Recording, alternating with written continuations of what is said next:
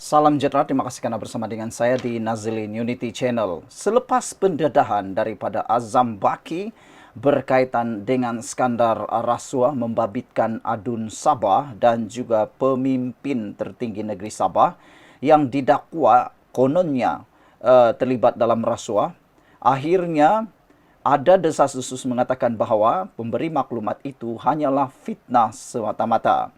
Bahkan daripada pendedahan yang dinyatakan oleh Azam Baki ini, si pemfitnah pemberi maklumat yang belum lagi membuat laporan secara rasmi dan belum menyatakan secara rasmi bukti-buktinya, kini ramai netizen khususnya penyokong GRS kini menggelar pemberi maklumat tersebut sebagai si pemfitnah.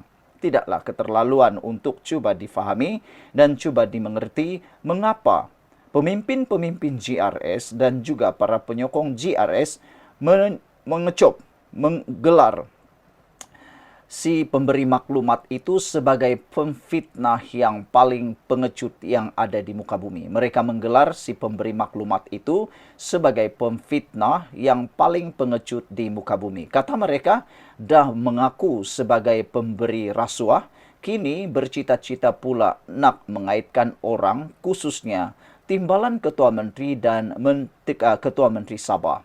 Bahkan kata mereka, si pemberi maklumat yang digelar pemfitnah nombor 1 pengecut ini kini cuba bersembunyi pula melalui imuniti pemberi maklumat. Kata mereka kalau benar dia adalah ikhlas dan berani yang jantan punya telur, kata mereka, tidaklah perlu bersembunyi di sebalik akta pemberi maklumat ataupun imuniti. Jangan cuba gunakan imuniti, kata mereka, bertandinglah di mahkamah. Hari ini Azam Baki sekali lagi mengatakan bahawa si pemberi maklumat mungkin pemberi maklumat ini salah faham mengenai undang-undang yang ada di Malaysia. Beliau mengatakan bahawa di undang-undang di Malaysia ini tidaklah seperti undang-undang yang ada di Amerika Syarikat yang perlindungan diberikan otomatik.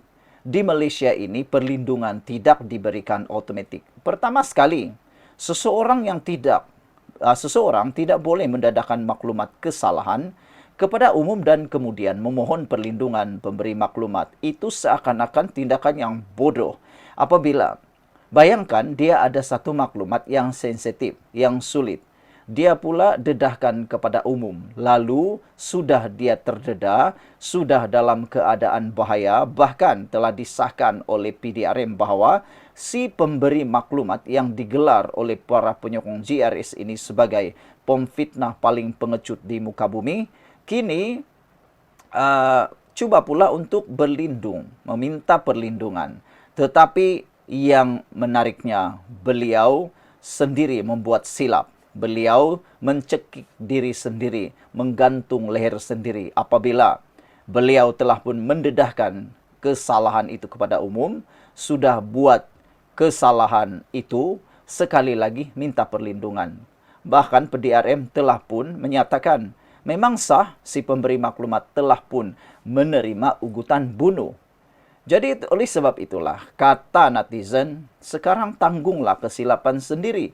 Para penyokong GRS, terutamanya penyokong Ketua Menteri Sabah dan penyokong Timbalan Ketua Menteri Sabah, kini menyatakan padan muka si pemberi maklumat yang fitnah, yang mana dianggap sebagai pengecut itu. Kerana kata mereka, tidak berani mendedahkan segala-galanya dan tidak pula berani membuat laporan SPRM. Lalu bersembunyi pula di belakang Undang-Undang Perlindungan Maklumat. Selepas itu cuba pula nak meraih simpati. Meraih simpati dari siapa? Dari Perdana Menteri Anwar Ibrahim. Dia silap. Dia sangka Datuk Seri Anwar Ibrahim boleh diperkotak-katikkan. Dia silap. Dia sangka Datuk Seri Anwar Ibrahim itu boleh dicuba-cuba dipermainkan dengan permainan kolot seperti itu. Akhirnya Anwar Ibrahim tidak termakan pujuk rayu si pemberi maklumat yang digelar oleh para penyokong GRS itu sebagai pemfitnah pengecut tahap dunia. Kerana Anwar Ibrahim kata dia tidak boleh memberikan. Bahkan negara ini tidak boleh memberikan perlindungan kepada orang yang turut melakukan kesalahan yang sama. Dengan kata lain, sama-sama bersalah. Memberi dan menerima rasuah sama saja dia punya kes. Apa yang lebih menarik lagi, Azam Baki juga menyatakan bahwa pemberi maklumat mungkin telah mendedahkan identiti mereka, tetapi maklumat tersebut belum pun disahkan. Dengan kata lain, bayangkan ada sniper. Sama-sama sniper. Ada 2 orang askar sniper, sama-sama menunggu untuk ditembak.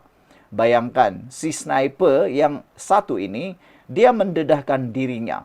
Sudah terdedah, tiba-tiba dia nak minta tolong burung helang supaya dia tidak tertembak. Dia nak minta tolong daripada malaikat supaya dia tidak tertembak oleh sniper yang satu lagi. Nak buat macam mana lagi? Identitinya telah didedahkan, kedudukannya telah didedahkan, bahkan kelemahannya telah didedahkan. Jadi, apa lagi? Bolehlah beliau ditembak oleh sniper yang satu lagi. Begitulah lebih kurangnya. Azam Baki juga mengatakan bahwa tidaklah munasabah untuk mengharapkan pihak berkuasa memberikan perlindungan sebelum sebarang laporan rasmi dibuat oleh si pemberi maklumat yang digelar oleh penyokong GRS sebagai si pemfitnah yang pengecut bersembunyi di sebalik undang-undang immunity, bersembunyi pula, merayu pula, bersembunyi di belakang Anwar Ibrahim, dan yang paling teruk sekali ialah cuba pula menggunakan kuasa Kebuaduli Yang Maha Mulia di Pertuan Agong. Dia sangka Kebuaduli Yang Maha Mulia di Pertuan Agong itu boleh menerima pujuk rayu beliau. Rupa-rupanya yang di Pertuan Agong tidaklah seperti yang beliau sangka dan tidak dilayan pula. Kesian jugalah kan.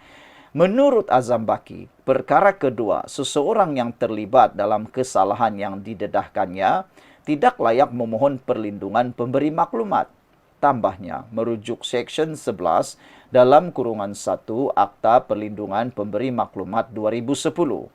Kata Azam Baki, beliau juga mengatakan bahwa silap-silap hari bulan, si pemberi maklumat ini boleh dikenakan Section 25 Akta SPRM yang mana boleh menghukum individu yang tidak melaporkan maklumat. Jadi makna kata, SPRM sebenarnya boleh mendesak si pemberi maklumat atau sesiapa saja yang ada di Malaysia untuk melaporkan maklumat yang diperoleh. Kalau tidak, boleh dianggap bersekongkol, bersubhat, dan paling tidak beliau dihukum kerana tidak melaporkan maklumat. Dan mereka yang didapati bersalah pula boleh dikenakan denda tidak melebihi RM100,000 dan atau hukuman penjara sehingga 10 tahun.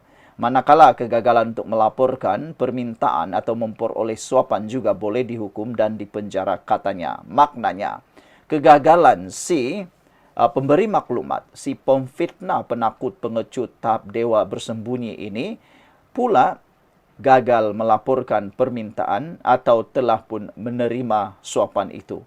Jadi sekarang si pemberi maklumat sedang mengalami masalah yang besar. Tinggalkan komen Anda, share video ini. Jumpa lagi.